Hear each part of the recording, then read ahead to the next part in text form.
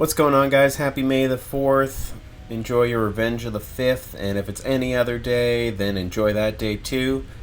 Surprise announcement today was that The Force Unleashed and The Force Unleashed 2 are backwards compatible on the Xbox One now. You can get them in the store, or if you still have the discs, you just put it in your Xbox One and you can play it. This is great news for fans of the game and people who never actually played the game. Maybe you didn't hop into the gaming world until this console cycle. So now's a great time if you're a Star Wars fan. These games were a lot of fun. The first one is a little rougher looking now, and the controls are a little clunkier, especially after playing the second one, where they made the combat a lot smoother. But it's still a lot of fun. The first one had a great little story. It's not canon anymore, it used to be, and I'm not sure how I felt about it because some big stuff does happen that impacts the original trilogy in said story. It's also a great game for achievements. If you're an achievement hunter and you like a challenge, good luck beating this on Sith Master difficulty. I think that was the hardest one. That is a nightmare.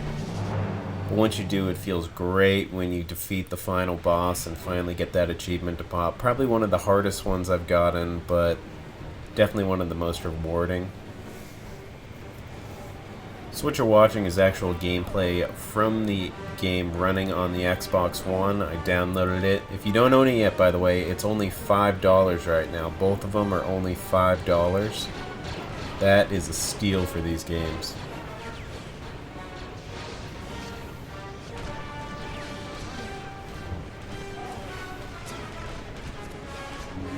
In a couple minutes, I'll switch it over to some video of The Force Unleashed 2 running on the Xbox One.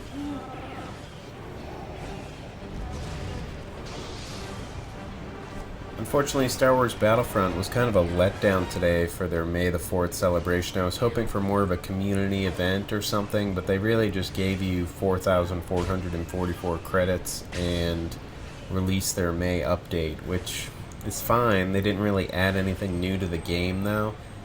I'm sorry, they did add one star card that you could get from Jabba, but not really enough for the special day that it is for Star Wars.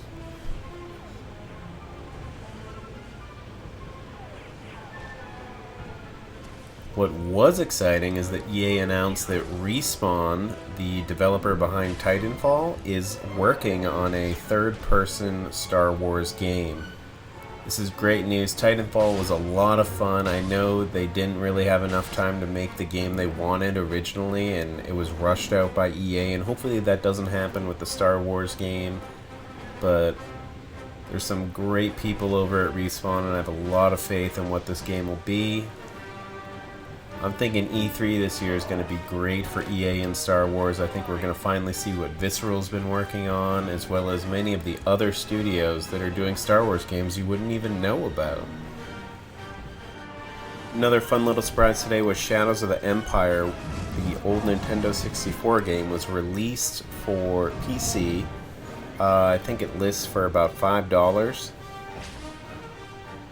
If you never got to play this game or just want to go back and relive some childhood memories, it's definitely worth picking up. You can play it with your keyboard, a mouse, a controller hooked up to your computer, so there's a lot of good options for it.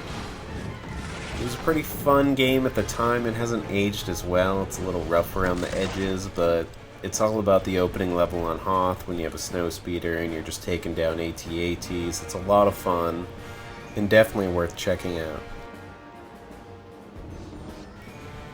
Outside of the gaming world, it was also announced that Star Wars Celebration will be taking place in Orlando, Florida in April of 2017.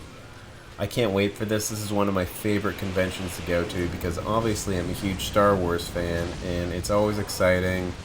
There's always something special that happens there, and if you have the opportunity to go, even just for a day, preferably not Sunday, but Thursday, Friday, Saturday, just go for one day. It's so fun to see everyone dressed up in costumes, and there's so much merch, both new and old, that you've never seen before. It's just great to walk around, even if you don't go to one of the panels that you have to wait hours to get into. Tickets go on sale later this month, but it usually won't sell out until you get much closer to the date, unless you're trying to get a VIP pass, in which I say good luck. Also, if you remember, last month there was the announcement that the Alamo Drafthouse was doing a roadshow marathon event of the original 3 Star Wars movies. It was going to be the 1997 special edition versions. They were going to do a marathon of all 3. Tickets were supposed to go on sale today, but something went wrong with their servers, and they're in a little bit of a holding pattern right now. They'll let everyone know when they are going to go on sale. I'm sure these tickets are going to go fast. I hope they're planning on doing more than one auditorium at each location, because I think the demand for this is going to be really high, especially since Star Wars is huge right now. But definitely something to keep your eye on, especially if you've never seen the original movies in theaters. They were going to re-release all of them in 3D. If you remember, The Phantom Menace came out in 3D, and then episodes 2 and 3 were also converted, but then they scratched the plans of doing a theatrical release for that once Disney bought out Lucasfilm. So this is a great chance. If you've never experienced these movies in the theater, that's definitely the way to do it. I bet it'll be a lot of fun, since the theater will be packed with the die-hard fans. So keep your eyes open for that. And that takes place in August, I believe.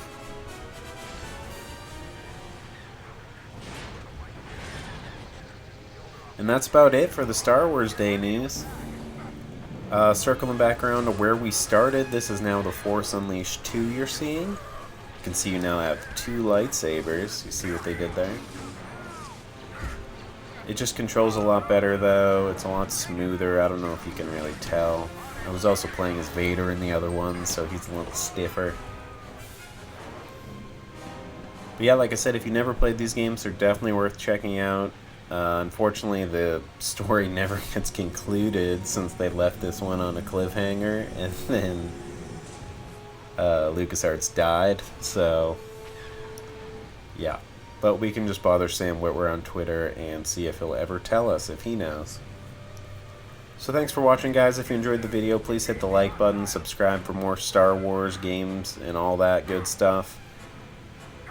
And I hope to see you guys on the next one.